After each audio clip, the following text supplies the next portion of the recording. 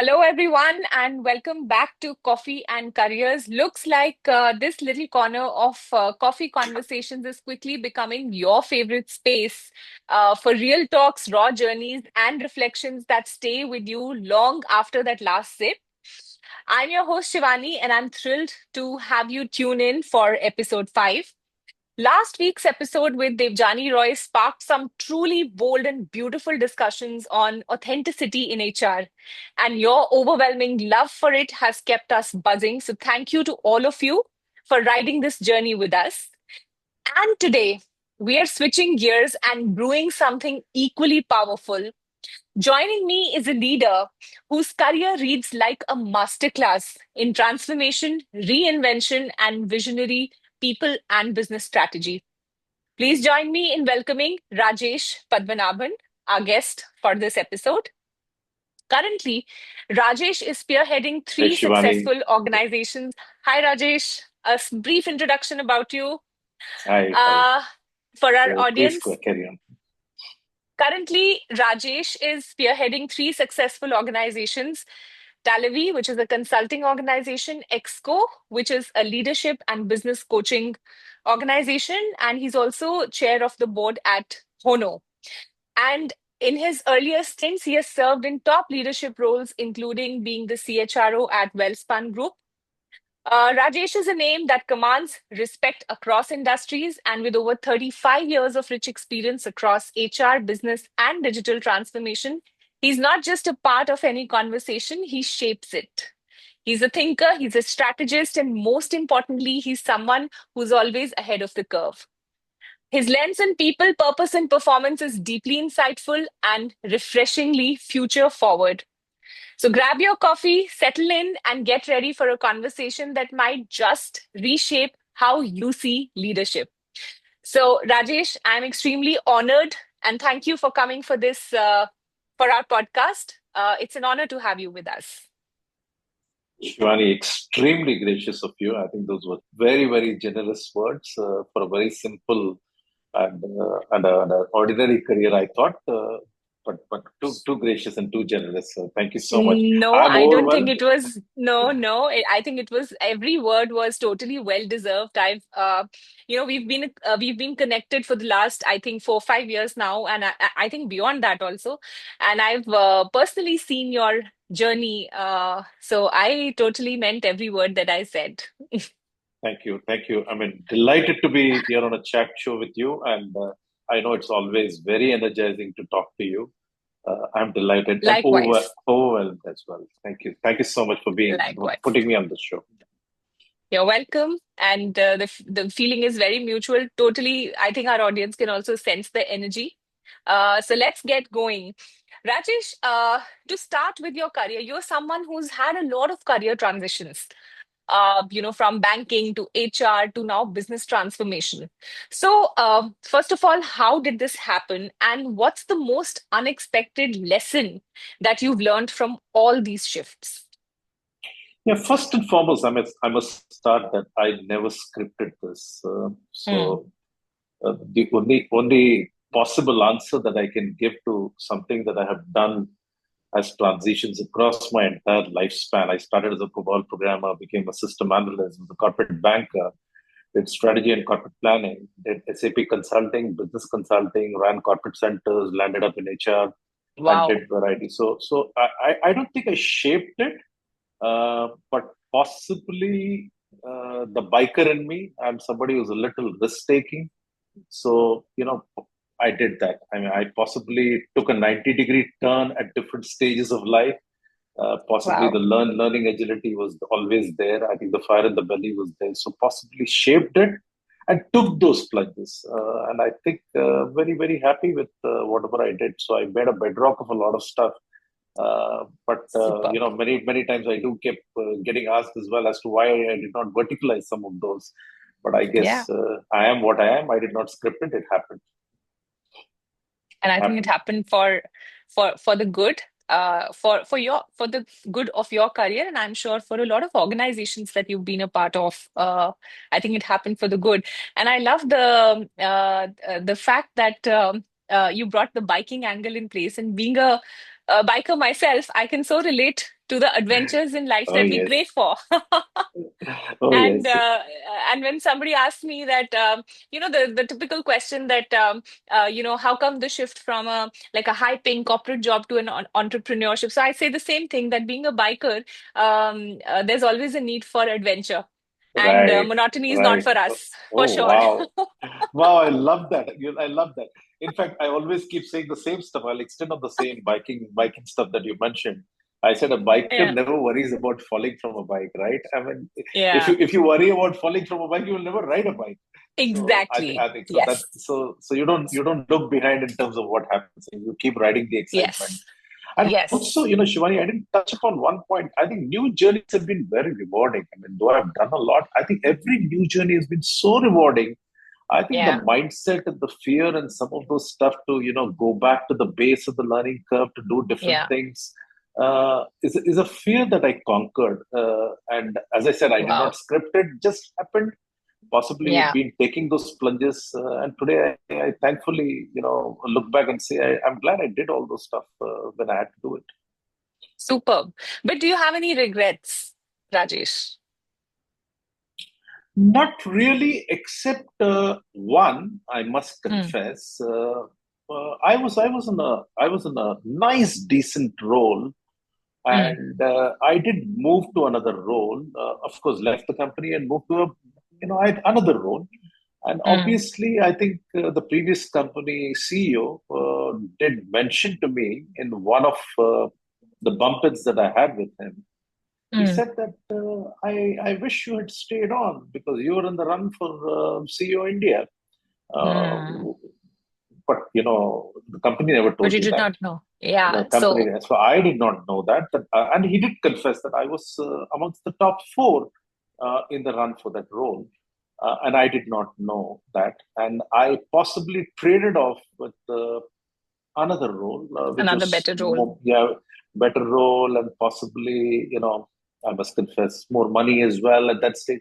So that was a regret for some time. I said, Mm, did I do the right stuff? So I was questioning myself, but it was only a right. question of time.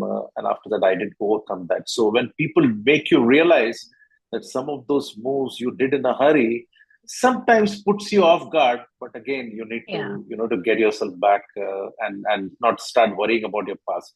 Always say you can never undo the past, but you can write your future. Yes. So keep going. Absolutely. And, Rajesh, there's a very important lesson here for organizations as well. I have heard this from people, other senior leaders as well, that I did not know that I was in the run for a senior position. And that's where I think organizations need to do, leadership needs to do a lot of work, because you're looking at someone as a potential successor, as a potential, bearer of a critical position later on, but you're not doing enough on the communication part. And I think that's also evolving with organizations, spending time and effort on the entire talent development process, whereby now, they have focused discussions around IDPs and all of that. But a very important lesson, that it's not just enough to identify talent, it is also important to let that talent know that what you are actually envisioning for them as an organization. So very, very important lesson for organizations here. But Shivani, I think being a process custodian of talent, I would say there are implicit benefits and there are certain cons as well. I would say because letting somebody know he or she is in the run sometimes can be a little detrimental to the organization as well. As I said, I've run those processes, and sometimes you believe that if you had communicated right, you wouldn't have lost those kind of talents. So I guess it's a dilemma that one needs to Yeah, live with. Yeah, and it's also a reflection of deep culture and philosophy that the company practices so far as yeah, talent is concerned. So yeah, I guess both works. Both works. yeah. But I think maybe not so much explicitly, but there are always implicit ways, and ways to tell or make the employee feel that yes, they are they are being valued, they're being looked at, a senior position. And there are many ways to do that. For example, giving them a larger role, for example, Right. sending them out for a management program. There are many other ways in which an organization, without being explicit, can actually indicate to the people. Because, honestly, I would rate that not telling the person and losing the talent is a far more riskier thing than actually letting the person know and living with whatever cons are there with it. That's my personal opinion. Because you spend a lot So of in the time in same grooming the example, talent. Shivani, Yeah. in the same example, I was Yeah. given a clue and I was Okay. reminded that a clue was given to you, but you did not pick up. Oh, Now, oh, where on okay. earth would you pick up a clue like this? The CEO on the last day of the farewell told me that, Hmm. stay back. Even now I can call off the farewell and you won't regret. Now, for me to have picked up that It's a very clue, I generic don't know. cue. Yeah. I don't know what it meant, but Yeah. he said I was being very sincere, and I did say that. You should have possibly picked up the clue. I said, no, I'm not that smart Hmm. Hmm. to have picked up. So there you go. But anyways, I think what happened after that, I'm sure there are no regrets after No, that no, because you've no. come a long way from there. But tell me, Rajesh, has career stagnation been a part of your life ever in any of the stints? And if yes, then how did you come out of it? Because a lot of our viewers, a lot of our listeners do send us, questions around career stagnation. That how do we deal with it? Because it's for real. People do get stagnant after a certain point in time, especially in the same organization. So it's like a dilemma, and on one side, there's the loyalty factor, but on the other side, they don't, seem to grow. So how have you handled it if it has happened in your career at any point in time? Career stagnations are for real, for sure. I mean, I do mentor a lot of people, and if you were to ask me, did I go through it? Yes, I did go through it as well. Yeah, but I always followed a philosophy that I would retire myself when I'm possibly 80% of the maturity as far as the role is concerned. You know, Mm, knowing competencies very well, knowing the role very well, but the burning desire in me to keep an eye on role next mm, kept me razor sharp, kept me a little refreshed. Yeah, so I would always keep looking at role next and keep myself ahead of curve as far as capabilities was concerned. I would do a mm, SWOT to figure out, what needs to be done to get there. What are the areas that I need to strengthen, and I would possibly try and do my bit to ready myself. And of course, I would socialize. I would, take a lot of help from the others to figure out, whether I would be successful. And I wouldn't just do for one role. I would possibly, keep an eye on, maybe a couple of roles, both internally and externally. I would do that. mm. Yeah, and I would lie to my conscience if I said that, I wasn't doing that. I would do that, and that would keep me sharp. I believe Yeah. that kept me really sharp, and that was the only philosophy which really helped me. Excellent. I think that's a big one for anybody who's listening to the show because the fact that you mentioned that you did a SWOT, and I'm sure you continue to do that. Very few people are able to do that, and that's about self-awareness. We often have a tendency to blame the organization that we're a part of, that I'm not getting opportunity, I'm not getting enough room for growth, and I'm not valued. But what we fail to do is we fail to look inwards and sort of that, do that SWOT analysis that where is it that I am lagging behind. And I think the point that you mentioned around, keeping yourself relevant, I think upskilling is one really big area, and especially in today's times when roles are changing. I think by by the months. I mean, there was a role that was existing 6 months back or 1 year back, and it's no longer there. Role Right. redundancy is such a big thing today. And it's a reality, and this is how it's going to be in the future. I think my personal experience has been that people who have kept themselves relevant, have upskilled themselves, have gone beyond what is expected out of the role and actually added value, are the people probably who would not really face career stagnation and would always have, because organizations would also like to bet upon people who are initiative takers, people who are who can keep the organization afloat even in crisis times. So I think it's got, and I agree with you, it's got a lot to do with ourselves. But of course, sometimes this also happens that while people make an effort, but the organization culture or the environment is not conducive. So in that case, of course, then one makes the career moves. But yes, I think again in that part also, I would still say that once one should look inwards and see why it's not working out and why the Right. career is becoming stagnant. Yeah, I'll just add one dimension to what you said. yeah, I completely agree with all that you said. Sensing, sensing, yeah, the role relevancy is very, very yeah, essential. Role yeah. relevancy is something that one should be able to sense. The tendency to get into a comfort zone, the Comfort tendency to zone, yes. really get a chip on the shoulder just because Complacent. you paid well as a performance bonus and you keep getting Yeah, promoted, and then a lot of people patting your back to tell you you're doing the great job, proud of you. I think this superlatives sometimes can put you off guard and you start yeah, getting into a zone where you think that you're indispensable. I think that's something one should be very cautious about. Does yes, anyone go through it? Absolutely, every single person goes through it, I mean, without yeah. any denial. Yeah, and one needs to be cautious about it. So sensing that is essential. Sensing Yeah, that is very essential. absolutely. I totally, it's a bullseye that you have hit. Sensing what's going on around me. How is I have seen so many people getting complacent about the careers. The Right. moment they cross a certain milestone with an organization, they start feeling that, now it's fine. Now my job is secure. This is a good place. And they'll find reasons for why they want to stay, even though Right. inside they would feel that they are stagnating and it's not doing much to their careers.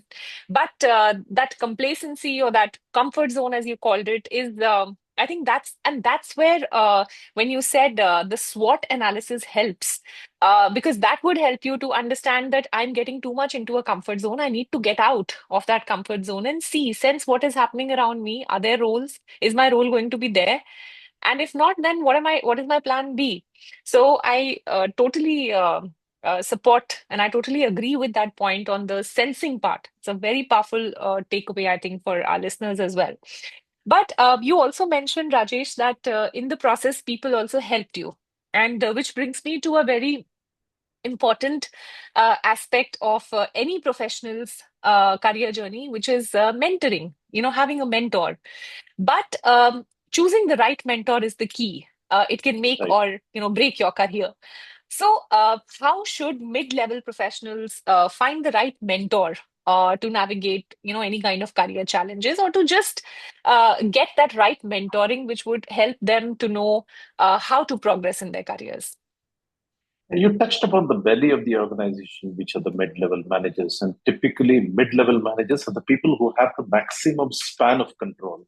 They Right. manage the maximum workforce, right? I mean, they manage really large workflows, large workforce. So they would have a lot of operational issues, a lot of transactional stuff. They would need debottlenecking. They would need real practical advisors rather than gyan. So middle Yes. managers are the people whom you possibly need to put through comforts of lateral managers, alternative managers as guides, and they should at any point of time. If you personally ask me, any Mm. person who's at the mid level of the organization should have two or three reference points where they could go for help. It can be Right. formal, it can be informal, doesn't matter. But when you're in a Right. trouble spot, how do you really navigate? How do you come out of that spot? Are stuff where you possibly need to have two or three people whom you could go to. And I would encourage this. If it comes through a Yeah. formal process, great. If it and many organizations do not have it as a formal process, Yes. they would put you Yes. through an MDP. They would give you some specific bolt-ons as far as LMS is concerned. They would not be very sensitive to the exact stuff that you would need. But these guys actually are not guys who are thinking far too ahead of the game. They have routine daily issues to really tide over, and they have lots of people to manage. So they're people whom you Yes. need to be a little sensitive. So even if I were to guide a mid-level manager, I wouldn't give him theories and philosophies of leadership. I wouldn't tell him, Yeah. give him wisdom and tell him, read this book and that book. They're like really troubled on a daily basis. So be practical, Yeah. be relevant with them. So Shivani, great question. I think the middle managers are the real belly of the organization. They are the Yeah. people who actually carry maximum spans of control. They manage a real large workforce. Workflows really depend a lot on them in terms of the entire process, operations, and the delivery part of it. So, what they need from a Mm, coaching, guiding, mentoring standpoint are stuff which have got to be very, very transactional at times, mm. debottlenecking, troubleshooting, little operational, and give them a Yeah. little bit of limited plus view rather than giving them too much of wisdom and gyan. I Yeah. think that's very essential. So Yeah. if you were to Something that put them eases out their life, which makes their life exactly, easy. Yeah. Yeah. and many enterprises, what they do is they look at them as potential and put them through, senior management programs, looking at them Mm, for succession, and they're very defocused yeah. because their mind is running after a lot of stuff that they need to do on a daily basis. So my Yeah. suggestion is, if this set of people, can actually have some guiding references, and I always encourage a lot of my coaches as well, that keep two Mm, or three reference points where you could go to mm. for the right kind of guidance or support or wisdom. And if there are predecessors of the role who have walked that particular journey, I mean, that's great. Alternatively, you will always get a point of view or someone whom you could relate with. So don't keep it too high in the skip level. Keep people who are like relatable, people who have done it, people who can give you the right, two or three Yeah. words of advice, but keeping it very operational and keeping it like problem solving rather Yeah. than too high in terms of knowledge and wisdom. I think those are Yeah. the stuff that I Yeah. would say. So keep two or three people in your line of sight at all points of time from where you could get the advice. Very, very pertinent advice, I think, and very different from what a lot of leaders would say. Because I think the fundamental understanding of mentoring is that you're mentoring the person to make him ready for the next level, but not realizing that the best way to mentor the person is to mentor him on his current problems, and make him ready to solve his own problems as he moves up the ladder. But Rajesh, a lot of organizations, like you rightly said, don't have a formal mentorship program. And so, how do organizations know that people who are in the senior levels, who are being seen as mentors, do they really have it in them, of being mentors? And if there is a lack in the organization of good mentors at various levels, what should the organization do then? I think there are two questions, two sub questions in your main question. So, Hmm. first and foremost, Yes. most of the organizations tend to put successful people as mentors. Yeah, that's the Hmm. general understanding. Yeah, Right. unless you have a very strong leadership architecture, which is competency based, where you really know whether those people who are leaders have the right kind of soft skills and the relevance of understanding the business and also being successful, they may not be the right mentor. They're good leaders, they're very successful True. leaders. I think the Yeah. myth of a successful leader being a successful mentor is not true. Very Mentoring true. needs a lot of soft skills, a lot of soft Yes. readiness, and also plenty of emotional intelligence. So Yes. unless you really pick those right kind of people, I guess mentoring or coaching will fail if you try to do anything internal to the organization. So you may Yeah. always have a very limited pool of people. It's fine, Yeah. but I think it's always good to depend upon external expertise as well, because the good and bad would be internal people will be able to give you a lot of advice to, how to help you navigate because they bring in the cultural understanding deeper than an external person. But Yes. an external person will carry no baggage of what you are and will possibly be completely alienated from some of the realities that the person would, and will always have an alternative or a lateral point of view. So I would Absolutely. encourage, I would encourage that anybody who's looking at leadership coaching should have a blend of both, because you have somebody Right. internal whom you could go to, but having an Yeah. external point of view which is like devoid of internal baggage is also important. So Biases. get Yeah. get the get the mix right. Yeah, I think that's a very balanced view that you have given, and I think the biggest takeaway is that being a good leader does not make you a good mentor. Which brings me to a follow-up question, Rajesh, that then when organizations are identifying mentors within the system, and this is true for organizations which are wanting to do mentorship programs, what are some of the skills or what are some of the core competencies that a mentor should have? Uh, like, you rightly said, not every leader is a good mentor. So, but somebody who's senior, organizations do have a tendency to put somebody who's successful, who's done well for themselves as mentor, but they not necessarily may have all the mentoring skills. So, what are those two, three key skills which are the must-haves, in a leader for him to become a mentor, a mentor Great in the question. organization? Great question. I think I've never been asked this question. I think, and I'm doing it on my feet. I may not be able to give you an exhaustive list, but I think I'll That's be all able to right. give you a fairly representative of what an internal mentor should look like. I So, think the trust element has to be the highest. If somebody becomes right. a mentor of a mentee internal to an organization, he or she is going to be privy to a lot of information. And the Yes. trust that person carries, so far as the mentee is concerned, has got to be unconditionally 100 on 100.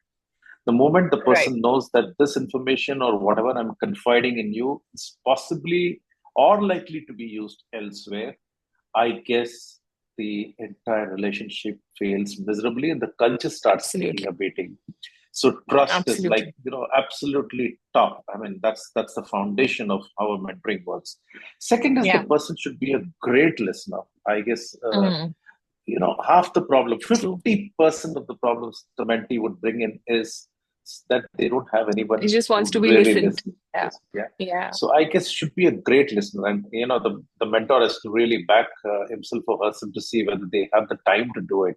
Don't pick up something if you're not able to do it, because you really need to be committing to such kind of stuff. So that's the second one. Third is Right. the emotional intelligence. I think the Yeah. balance between the mind and the heart, when a mentor really goes through that, Yeah.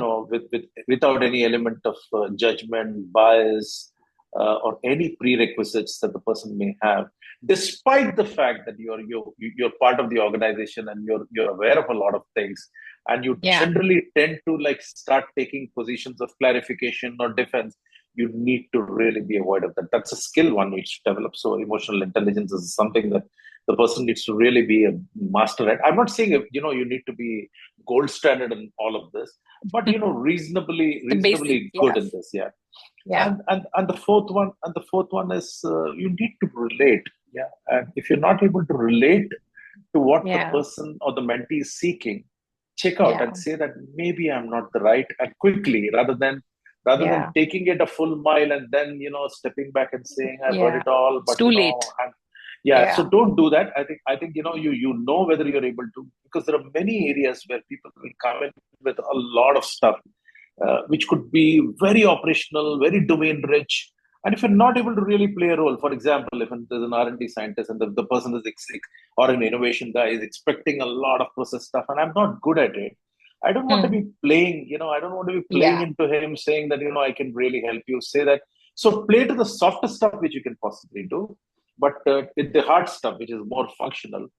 If the Yes. expectation is there, call it out rather than walking into it and really falling flat at a later point of time, because the trust starts I eroding at agree. that point of time.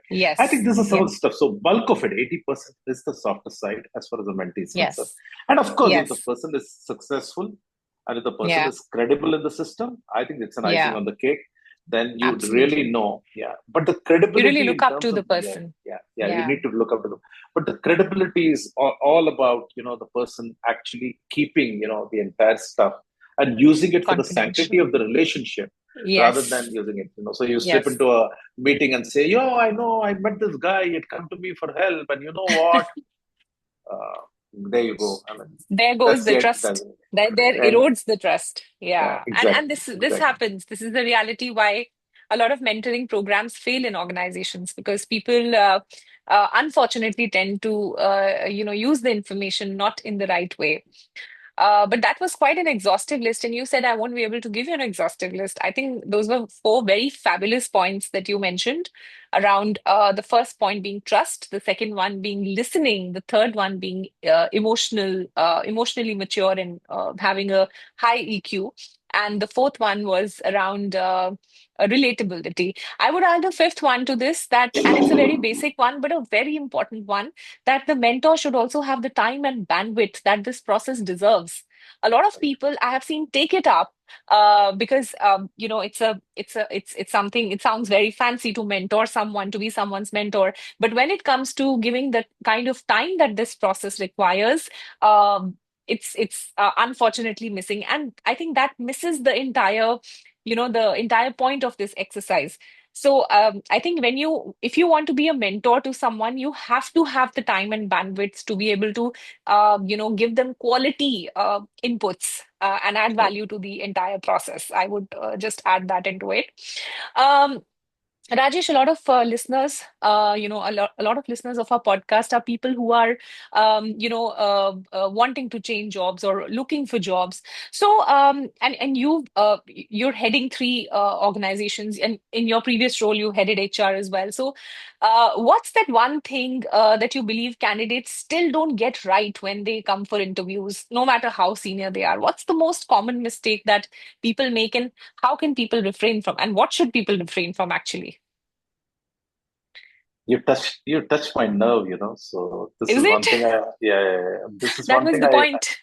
yeah, that, I give it as a feedback to a lot of people whom I interview, because many a times people go back and they don't know, whether Hmm. they've got it right, or you just assume that they've got.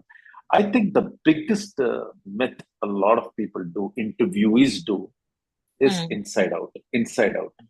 So Hmm. they have a CV, they have a Hmm. bulk, they have experience around what they have done.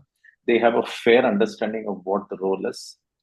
They just start talking about what they have done. Hmm. That's where they fall into a trap. Hmm. Invariably, the interviewer is always assessing you from a future role, and Correct. you're all the time talking about your historical roles. Of Serious. course, it's Hmm. relevant. There is a convergence. Yeah. I'm not saying it's unrelated, but Yeah. every statement that you make has got to be future minus and not present plus. Yeah. So what it really means is, don't make it very inside out.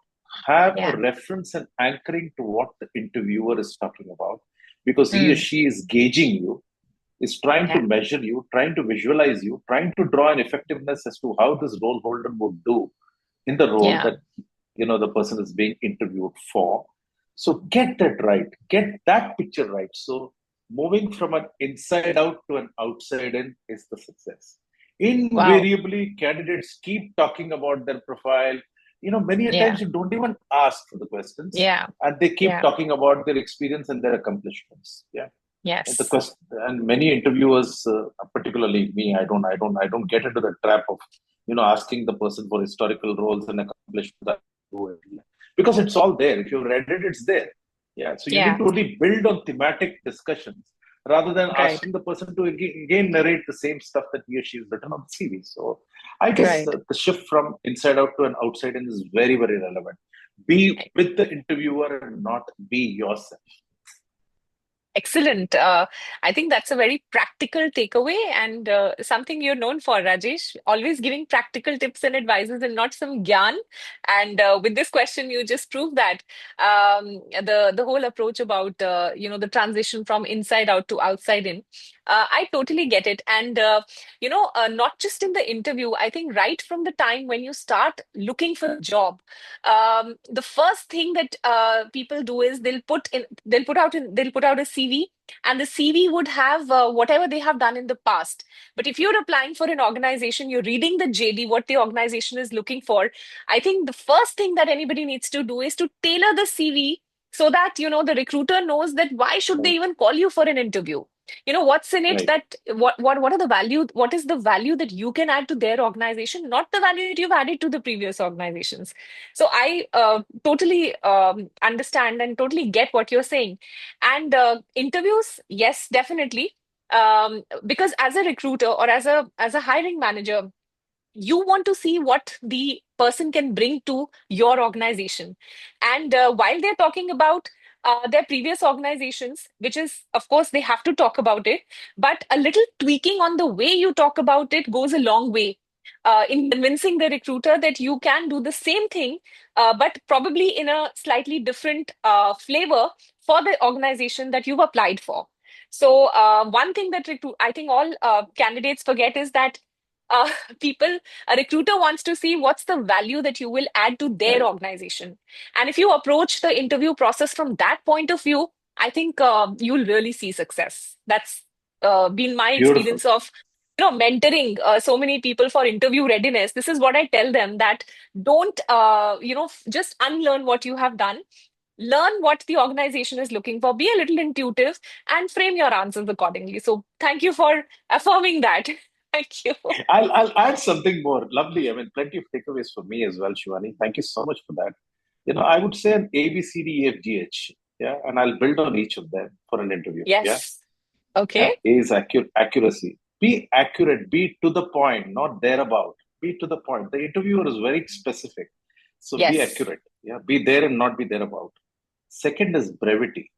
What you can speak in a para, you should be able to say it in a sentence. What you're saying in a sentence, you should be able to say it in a line. What you're able to say in a line, you should be able to put it across in a word. So brevity is key. Yeah, otherwise, interviews don't have time. So you need to understand. Sometimes there are detail-oriented interviewers as well. You may need to build on it at a later point of time if you realize that the other person is detail-oriented. But go Yeah. with an assumption that you need to package it well. Brevity is all about Yes. packaging it well. Third is clarity. I mean, you need to Hmm. be clear about what you're speaking.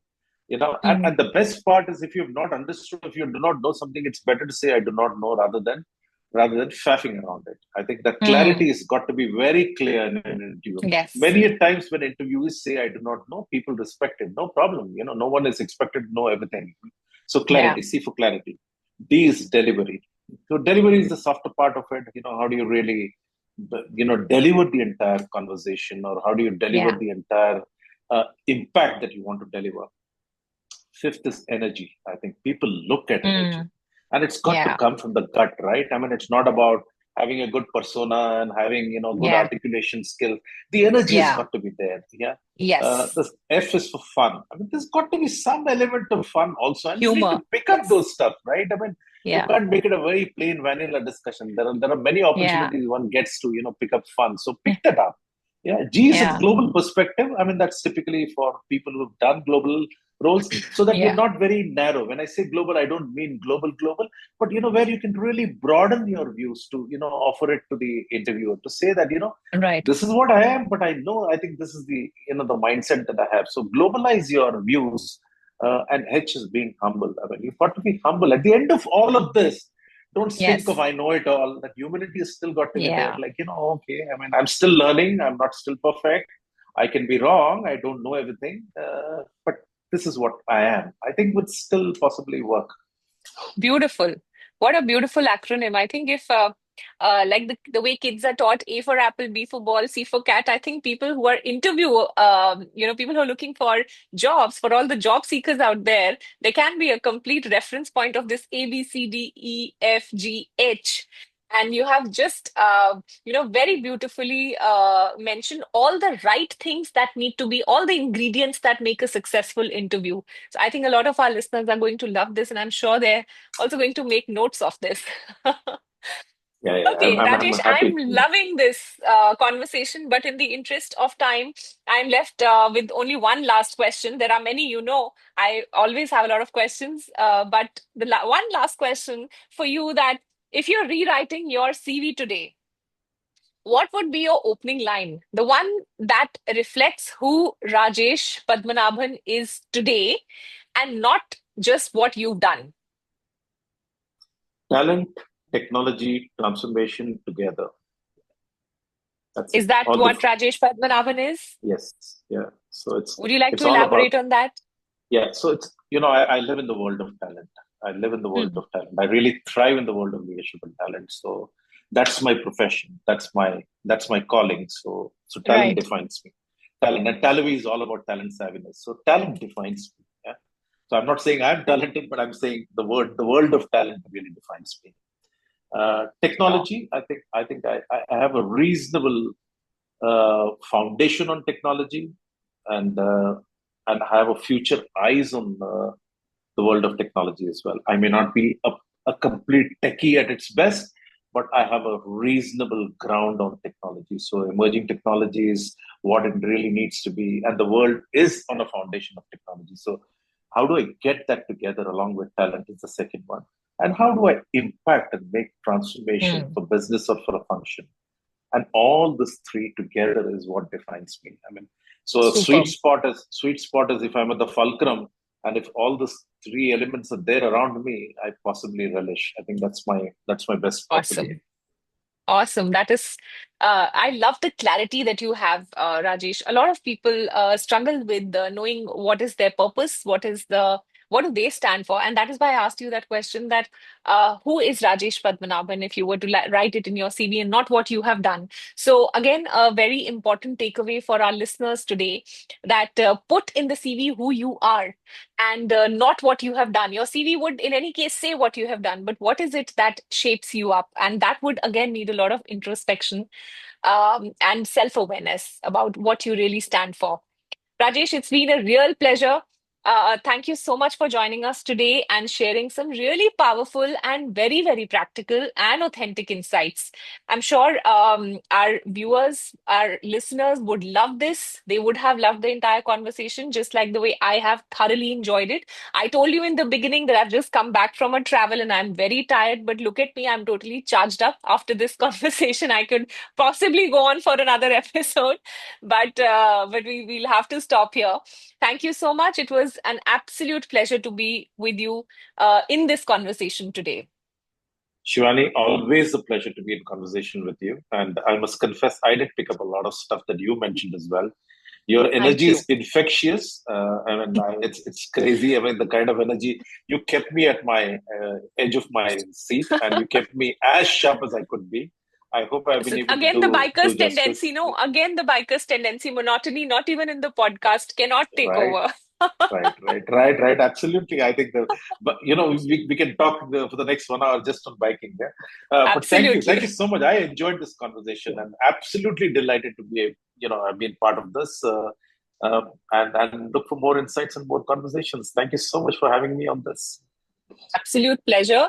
And for our listeners, also today, I'd like to just leave you with one thought that your career is a journey. I've said this earlier also. Your career is a journey, it's not a straight line. And sometimes that journey hits a pause, whether it's in the form of career stagnation or repeated rejections or just not knowing what's next. So you have to take charge of your career. If you need help, we are there at Positive Vibes. I'm not going to sound anything salesy anymore here. But yes, there are many people in out there. It's only about how much are you reaching out to people, and if you reach out, you do get some nice people who can guide you, through your journey. Thank you for tuning in, and see you after 2 weeks with another exciting session with another power speaker. Keep growing, keep thriving. Have a good evening. Thank you. Thank you. Cheers. Bye for now.